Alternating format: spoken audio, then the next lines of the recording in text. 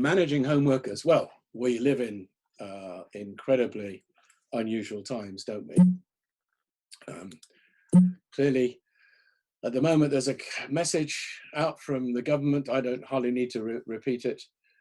Oh,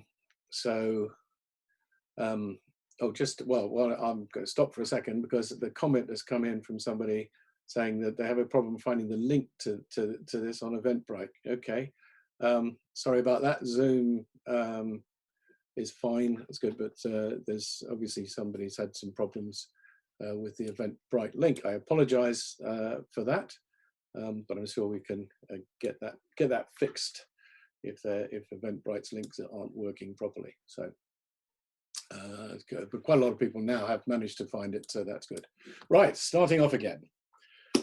So the clear message that's coming out amongst from the government and everybody else is stay at home and save lives. Obviously, very topical. And in fact, my message therefore is that home working is now not just something that is nice to do. We've been thrust into this situation. Home working is something we've been forced to do, and because it saves lives, and it's clearly the right thing to be doing. But it is just an unprecedented situation, as the word unprecedented keeps getting used, but it really is, because the previous experience, for the last 20 or more years, I've been advising organizations on implementing flexible working, including homework. And what happens is that we always tell people what they should be doing, clearly, is to have an orderly implementation of home working. So what you do is you make sure people are not forced to work from home unless they have to. It's done in a planned way, and work is organized around people being able to do it. Now what's happened, there's been no time to prepare. It's all been thrust upon managers who naturally are somewhat up in the air, confused, and unable to cope with it. And the employees themselves don't quite know what's expected of them. Many of them not worked from home before, almost all of them not worked permanently from home. Even most organizations that have some form of home working tends to be people doing it part-time. There are relatively few jobs which can be done totally at home, and relatively few people who want to work full-time from home. Can be quite isolating and so on. What's happening now is that we're having to find out new ways of managing doing this. So we're using the previous experience that we have had in managing home workers, but it's a new journey for all of us. However, by doing this and sharing, we're hoping that we can understand some of the good lessons about home working. And I suspect when we end up after this, we're going to end up with a situation where probably we have a different world that we're going to be post the current crisis. So what I want to do briefly, I seem to have gone backwards, is to just talk a little bit already about the current situation, look at the challenges being faced by managers, and talk about, how are you still going to get the work done now that you can't see what people are doing, now they're all working from home or maybe working odd times and in different ways. So let's just talk about organizing work a bit. Then we'll have a little break to answer your questions. Then back again to talk about communications, how you engage with your people, how you manage teamwork, how you manage meetings, because now you can't have the physical meetings. How do you do technology like this? How do you have virtual meetings and so on? Then again, some questions and comments, then talk a little bit about managing by results, and then a final session of questions about anything that's happened. And including in this, we're going to have some practical tips as well, so it's not all theory. And we're collecting as we go through this experience. This is the third week we've been running these webinars. As we go through, we're collecting more feedback and experience from people as well, which is great. So we've now moved from evolution to revolution. As I've been saying already, we've had a sudden enforcement of a situation where we have to now move to working from home without people having any choice. There may be little support. The technology may not be there. And certainly managers are very inexperienced at that, this whole situation. So we're now talking about a context of trying to prepare you as managers for it, trying to prepare the employees. And when we can't do that in a nice orderly way, face to face, now they're already at a distance, there's been no preparation.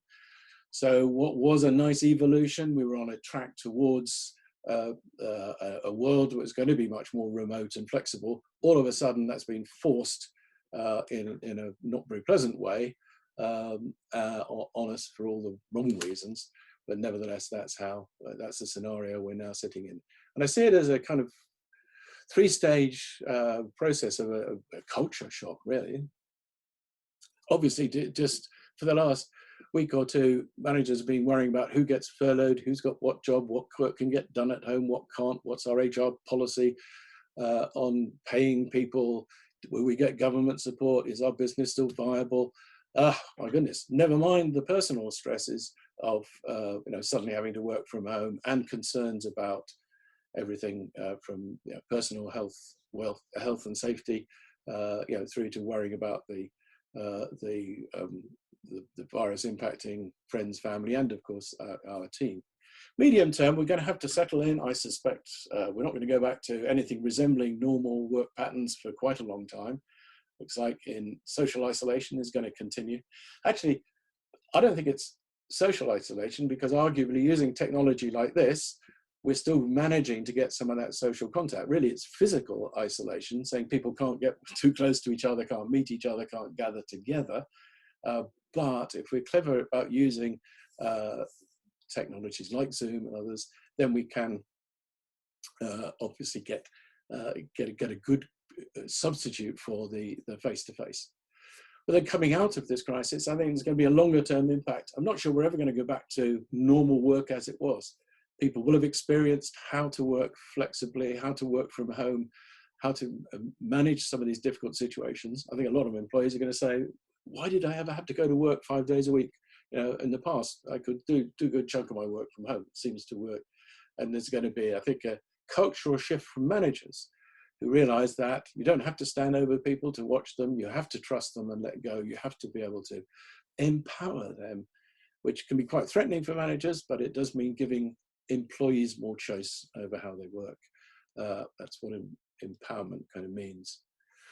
So there's a whole set of challenges now for managers and obviously the individuals themselves, not forgetting, of course, that managers also are individuals as well. And we start just with the whole thought about how do we redesign work? Some work has to get done at a physical place, and it's quite difficult to redesign it so it gets done elsewhere. But we can do more by setting goals, allocating tasks that suit various people at various times, maybe so rejuggling work between different jobs in order to make sure that it still works in the current environment. So there's a temporary shifting of things. Some work people getting furloughed because their work doesn't really exist anymore, and so on. So really, it comes down to now managing much more by results, much more expecting people to achieve things in their new roles, as opposed to just giving them a set of tasks and getting on with it. And we'll talk a little later more about managing by results. Very clearly, there are challenges in how you communicate with people, how you use technology tools, and so on. Teamwork is an obvious one as well. And how do you, as a leader, how do you inspire people when you can't be doing it in front of them anymore? So there's a whole set of learnings for managers about their new role. And for individuals as well. Some people are much more self-disciplined. They're happy to get on with doing work from home on their own. Other people need more encouragement, maybe need the daily phone call, whatever. And just individuals, some are going to struggle with using technology they've not had to use from home before. Some people have good broadband connections at home, some don't.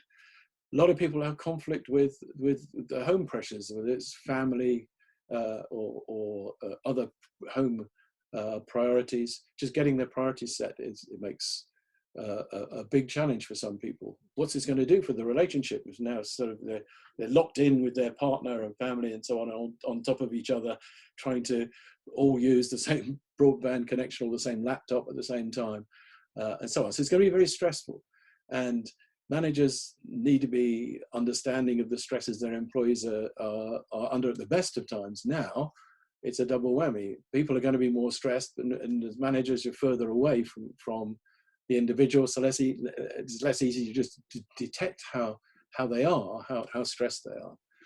So those are some of the challenges. Let's start with really this whole thing about getting the work done. And here's a set of questions I think you have to ask yourselves as managers, which is, okay, how will you ensure that the work demands are actually being met? How you know? So many people have said to me in the past, how do I know if my people are actually working, when they're working from home? To which the answer has to be, work has to have some output. So you need to be looking at, what is it you want them to achieve, and agreeing with them how you're going to know that things have been done successfully.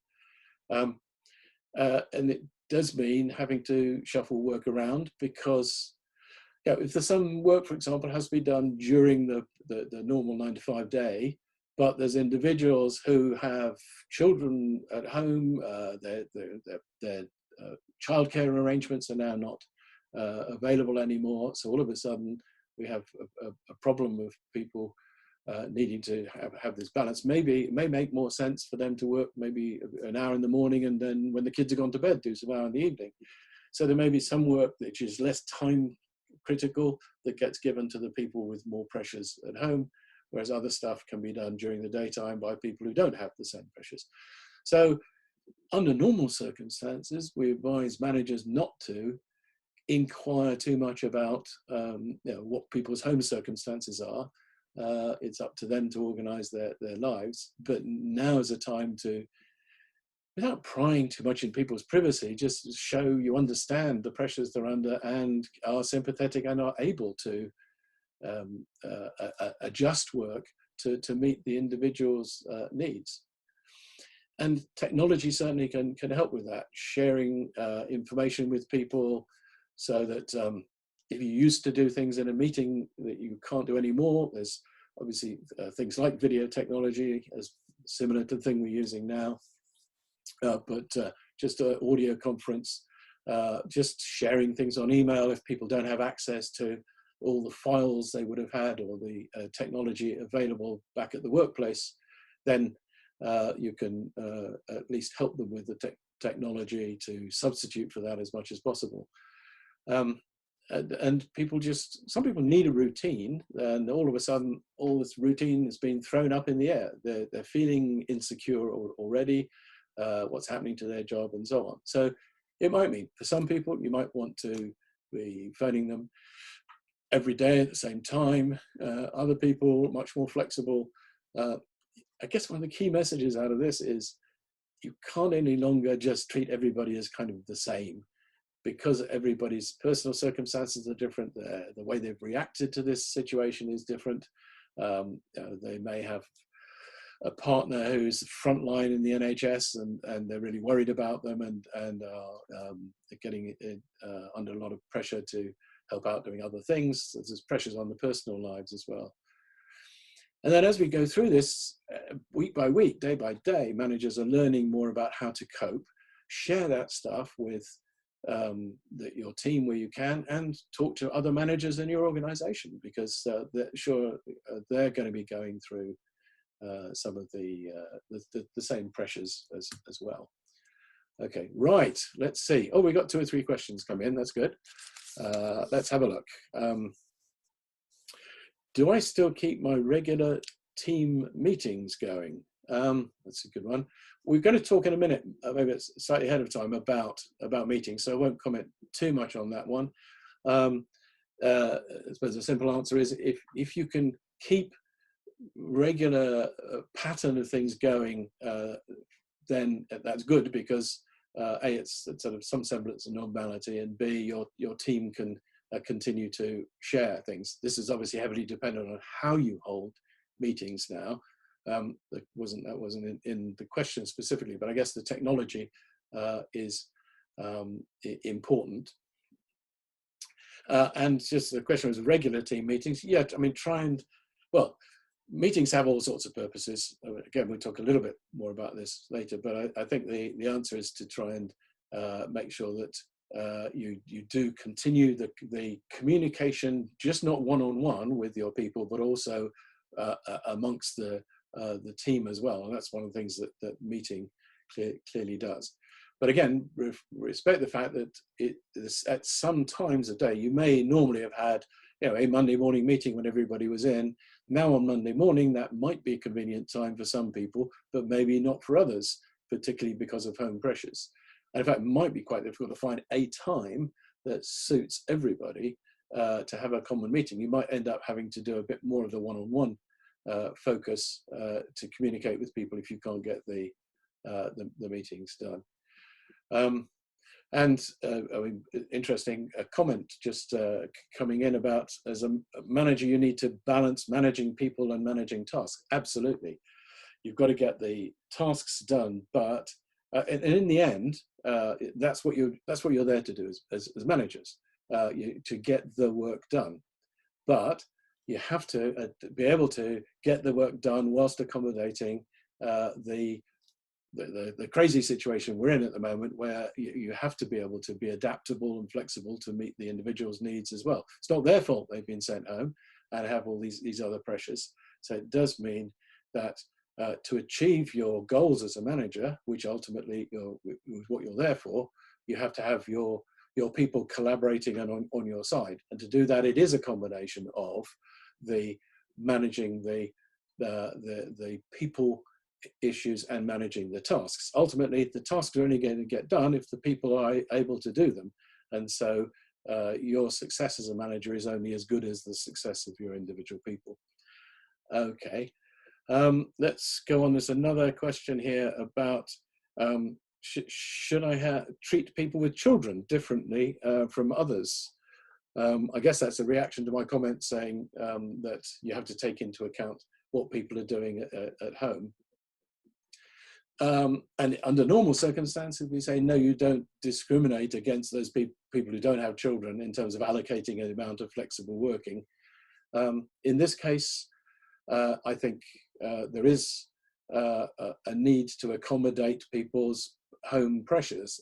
Children is only one of those factors, though, so there may well be others. So you're not discriminating in favor of people who are parents particularly. What you're doing is adapting to the other pressures on people's time, which are children happens to be one of those things, but there are other pressures as well. Somebody may have elderly parents living with them they have to care for, or a disabled relative or a partner who now can't get the same sort of support they used to be getting. So there are all sorts of reasons why people may not be as easily available at the normal time, or if they are, you just don't have their attention anyway because their mind is on something else. People not used to working from home, if they can't find a quiet place in the home, and many people don't have the luxury of a spare bedroom or a study or something, then you've got to allow for the fact that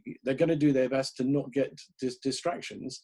But that's going to be quite difficult to manage. So you have to, I think, allow for that. Okay, that's a couple of questions done. Let's move on to talk more now about communications and engaging with people. Keeping in touch with people. How will your staff know what's going on? Normally, of course, you might have a face-to-face briefing with them. You might tell them what's going on. They'll pick up things from their colleagues. They'll read the latest newsletters, emails, things coming around. You might have a corporate intranet that people get their information from, which may not be available to people from home. So stop and think about, where do people get that formal and informal communication from, and try and replicate that as much as possible.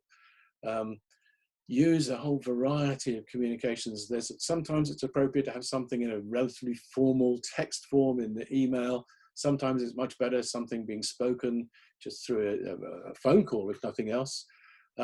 If there's opportunities to use text-based discussion media, that's good as well. So I know some people using things like WhatsApp, for example, on their phones as a less formal way of chatting. And just keeping that communication going helps people to feel involved. It's very easy for people to get isolated, who are not used to working on their own, feel they're out of touch, feel you're out of touch with them as their manager, and then there's a lot of talk about mental health and depression and people being not happy and isolated. You've got to try and do your best to make sure people don't feel isolated, feel involved as much as possible. To do that, it's a lot to do with listening carefully. It's often quite difficult to know exactly what people are feeling anyway. And now, if they're at the end of a phone or something, really take time to ask how they are, listen between the lines on what stress they're under, and just, even if you can't fix the problems, at least listen sympathetically and sound kind of interested in their own particular situation. And then don't forget that work is a social activity. People make friends at work. They come into the office or the workplace and they chat with their friends about what was on telly last night, how their favorite football team's doing, whatever. That stuff is still very important, more important now in a way, in terms of people feeling that they still need to belong. And so keep that going. Encourage people to have one suggestion that was being made from one of the people who was on one of the previous webinars was, how about having they have a happy hour. So it's a time when at the end of the working day, when people can deliberately kind of stop thinking work, work, work, and exchange interesting information. I think they're using WhatsApp in that case to talk about how they are, exchange the latest funny videos or whatever. So sounds a bit forced, but no, it is genuinely substituting for that the social activity that happens between people in the workplace. So that won't happen by accident now, by people bumping into each other or sitting next to each other. You've kind of got to create an environment where that is. And just by making sure you yourself as a manager are enthusiastic, that's going to rub off on your people.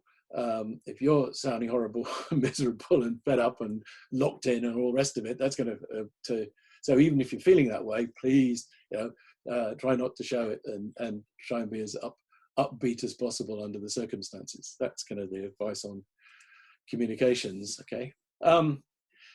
Teamwork, it's difficult for people in isolation to now feel like they're part of a team.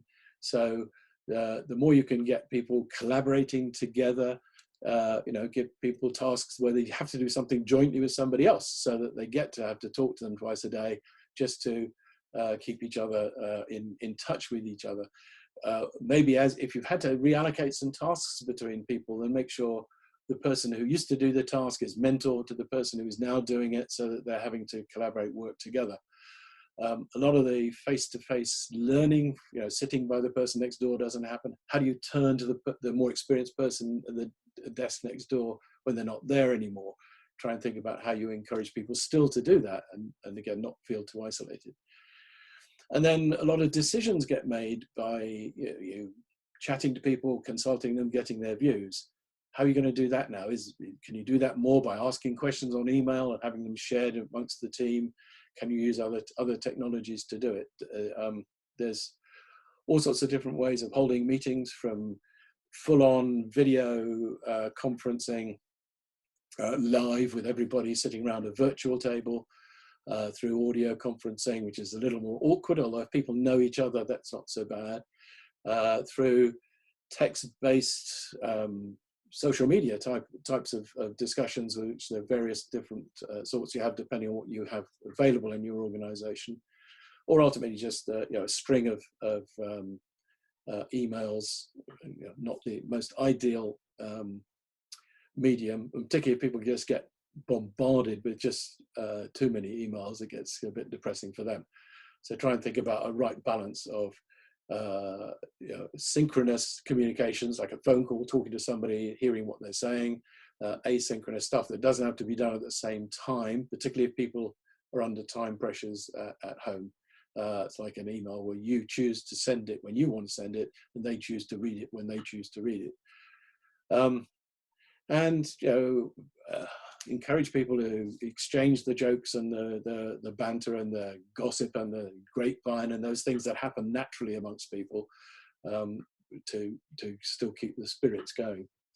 And then finally, a lot of meetings that happen in the organization happen because well, it's easy to get people together, so we'll have a meeting on Wednesday afternoon to discuss blah.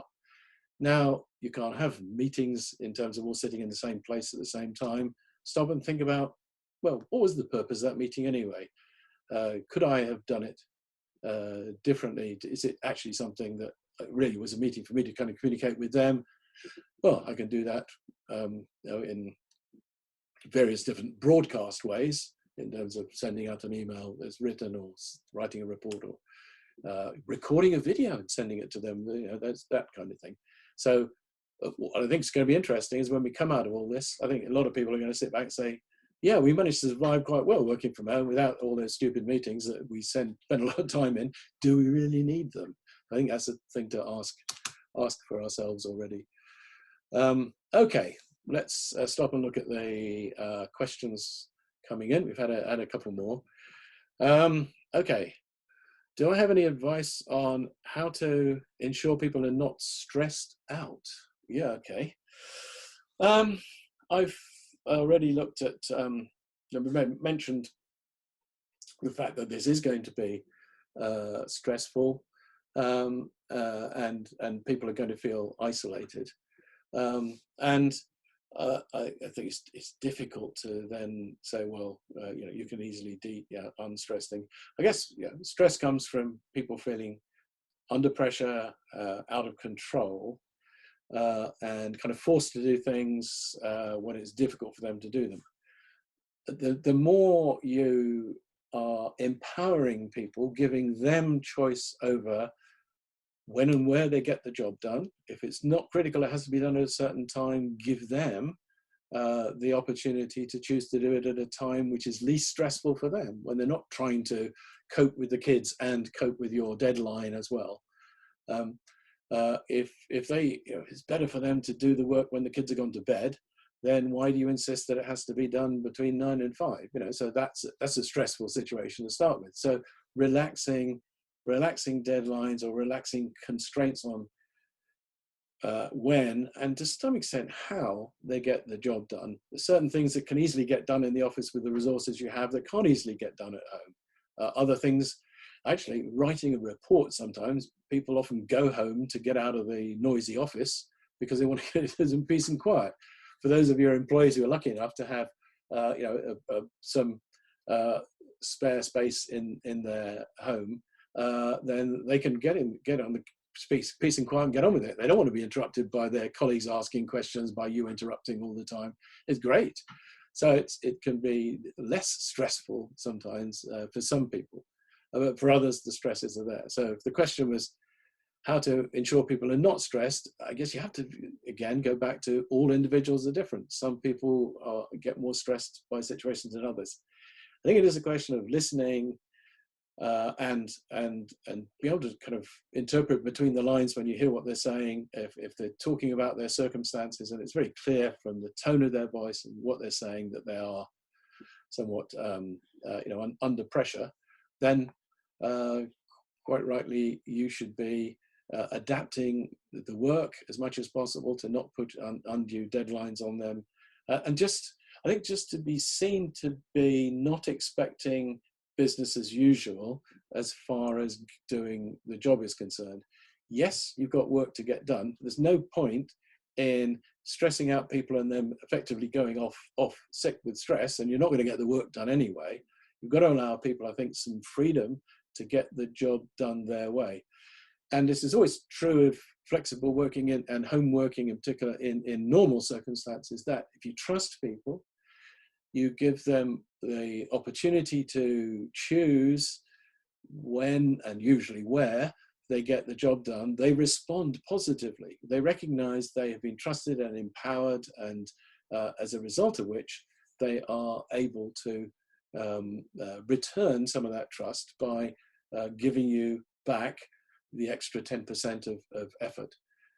In conventional times, home working and other forms of flexible working are seen as being more productive than conventional working, partly because of the interruptions I've just mentioned.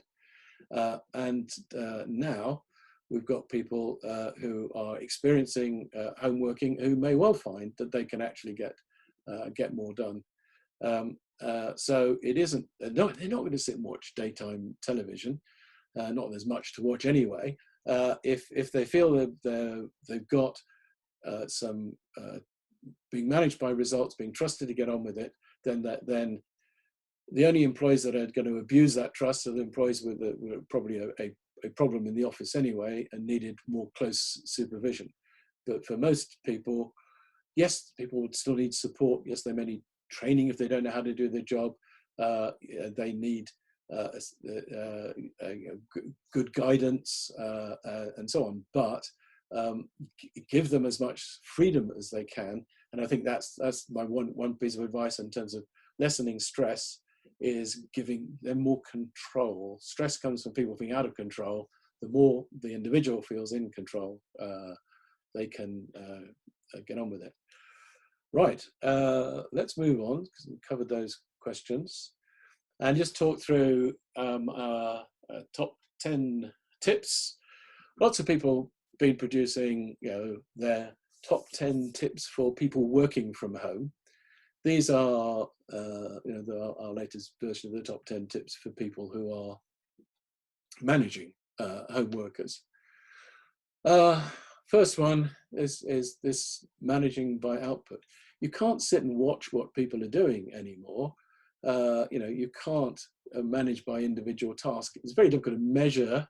Actually, it's difficult. So with some technology, you can measure how much time people are spending at work. But my advice is stop trying to measure hours, try and measure results. It's good management anyway to agree with people what's being expected. I'll talk a little bit more in a minute about this, but getting clear targets set, clear expectations. And I know a number of managers have said to me, well, it's quite difficult to tell what results this person does in terms of managing by results. To which my advice is, well, send them on holiday for 3 months, and if nothing happens, maybe you don't have any results from this job.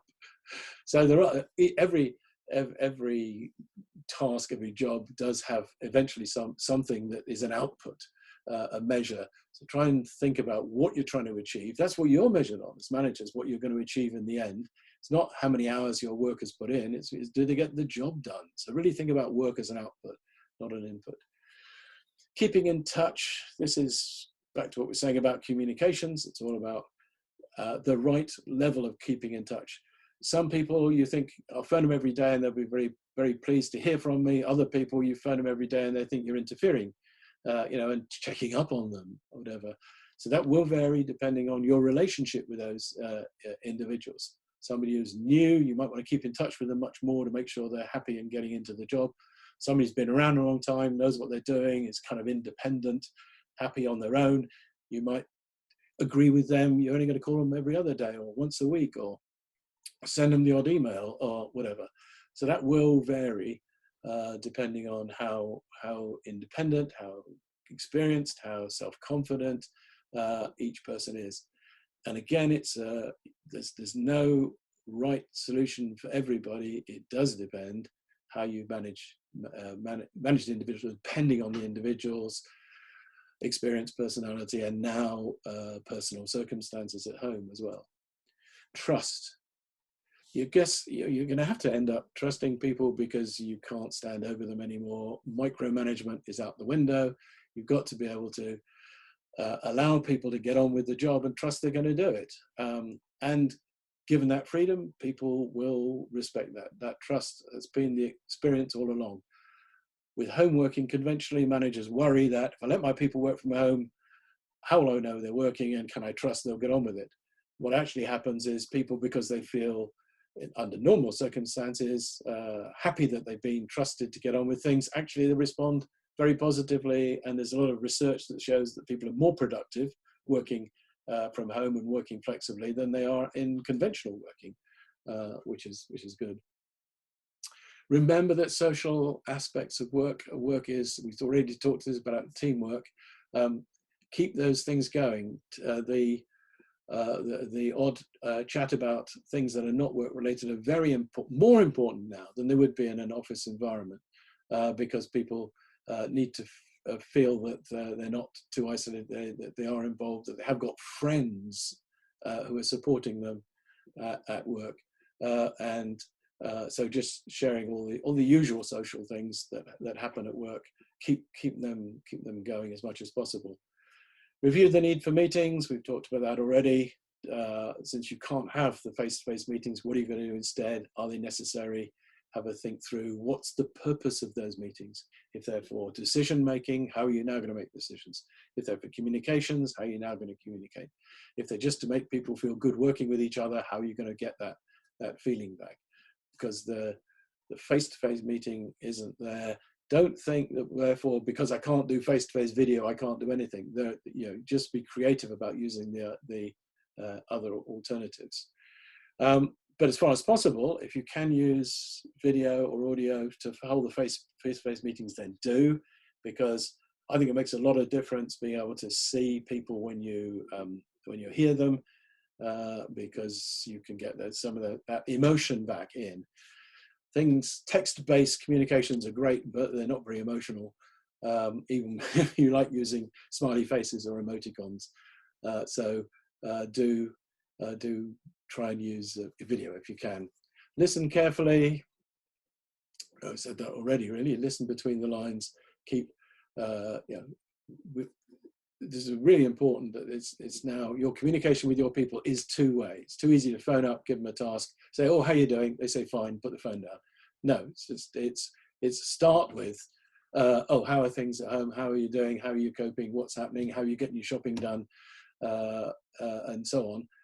Right now, having kind of established that, let's get started. I find what I've been doing, for example, I'm having quite a lot of meetings using Zoom because I like it.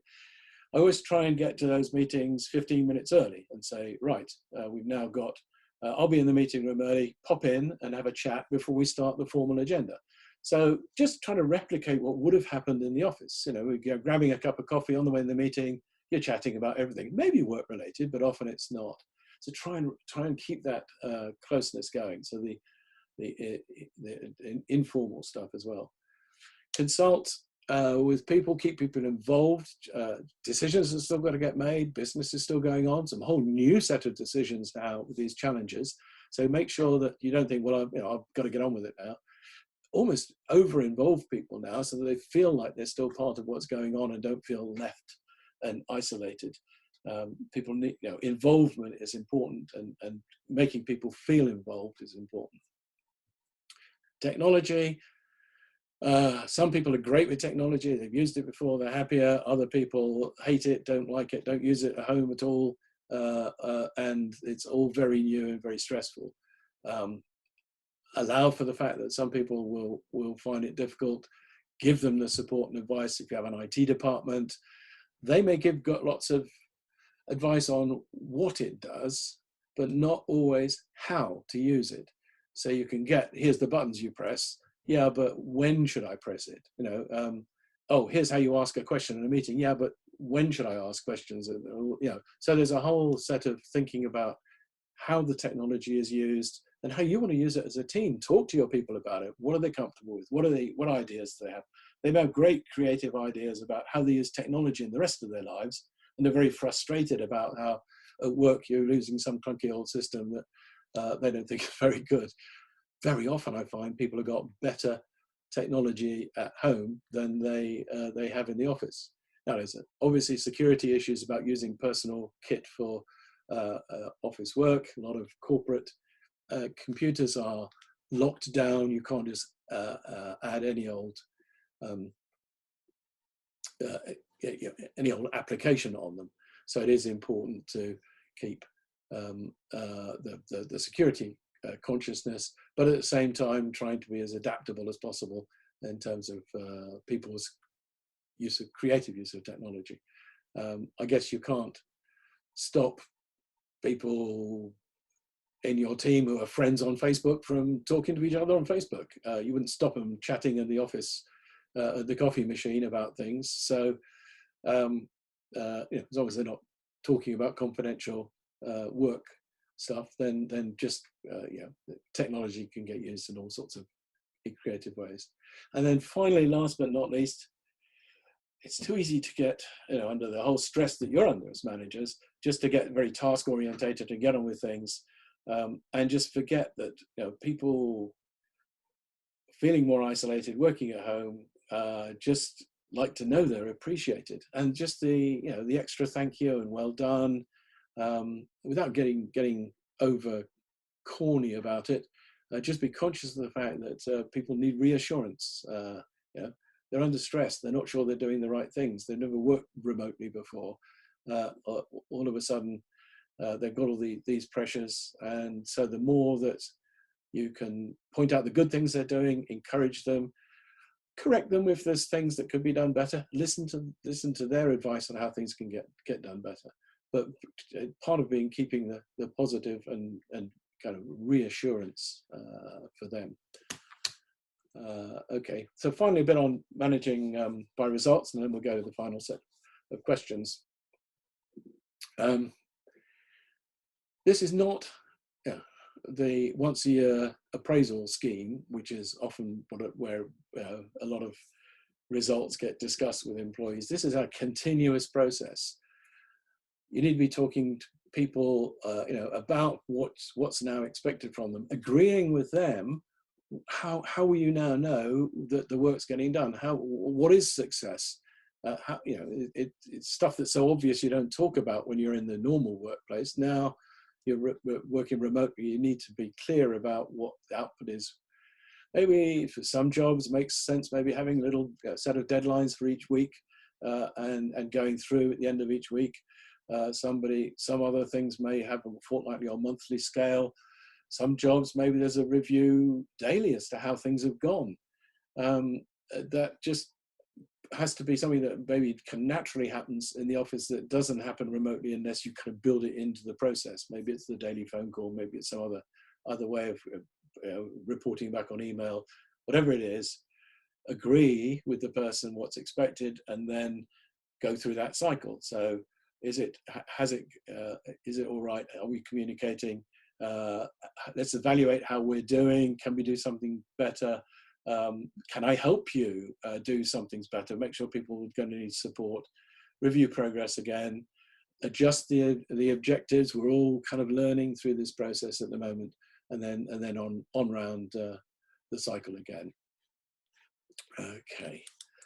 I think we're ready for some last questions in the last 10 minutes or less now.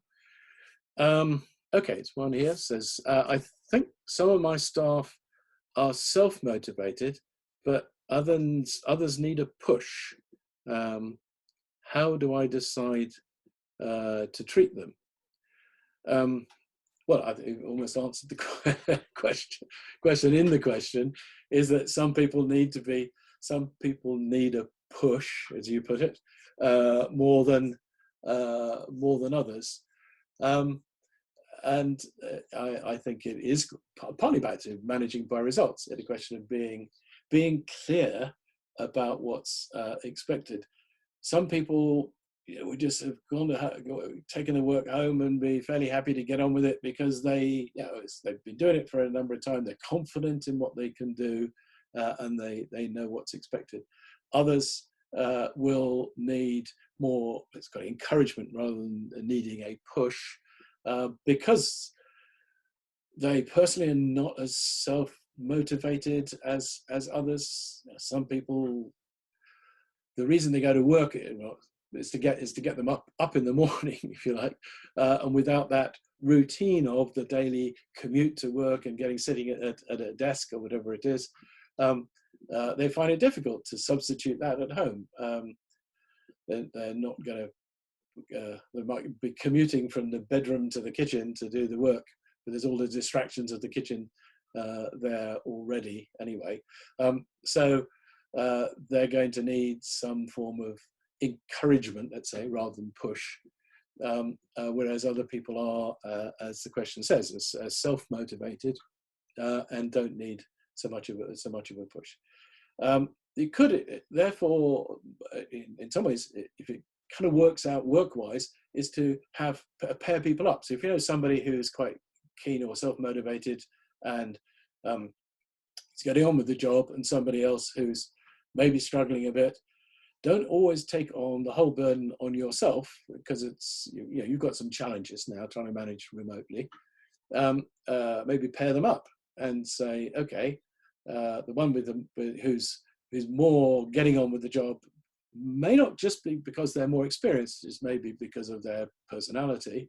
Pair them up with somebody who is less getting started on their own, and they can compare notes, encourage each other if they do similar jobs, see how things are going, and so there's kind of peer motivation as well as motivation, engagement, encouragement from top down from you as the manager. So think about that, and again, that's part of collaborative working, team working. Again, you can only do so much of that yourself. If you've got good team members, they're going to want to support their colleagues. Tap into that. Don't take all the burden on yourselves. Okay, we're coming up to the last 5 minutes. Let's see. Similar question in a way. I can't trust all of my team to work unsupervised. How do I know they're working? Again, well, it's back to what I've been saying before, really, which is how you know you're working is by managing by results. I've kind of answered that question already in a way. I think, but it's important for you to know they're working by agreeing with them that what the output of work is, and then don't worry about the fact that they might be watching television at 11 o'clock in the morning, feeding the kids at lunchtime, doing whatever they need to be doing. If they end up having to work around some of the other home pressures and work at odd times, that's fine, as long as they get the work done. If it may make a lot of sense for somebody with school-age children at the moment to who go to bed at 7 o'clock in the evening, to maybe taking a couple of hours in the evening to do work and be having family time during the working day. Why does it matter to you if the work gets done? It's back to managing by results. So the question was, can I have them work unsupervised? Yes, if supervised means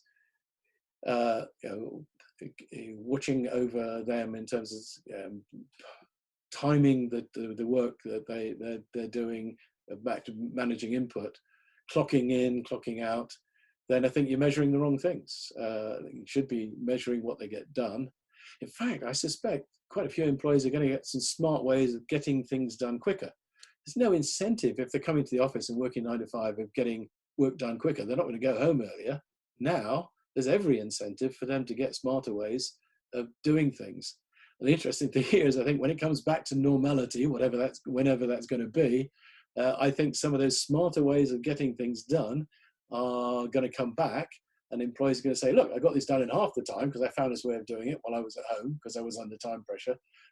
Why can't I now do that here? And by the way, if I get it done in half the time, I'm going to go home early, and see my kids. I found actually it's quite interesting working at home. I get to have tea with the kids and see them grow up, whereas I wasn't doing before, because your old regime of measuring my hours meant I ended up having to work until 5 o'clock, whatever the time is.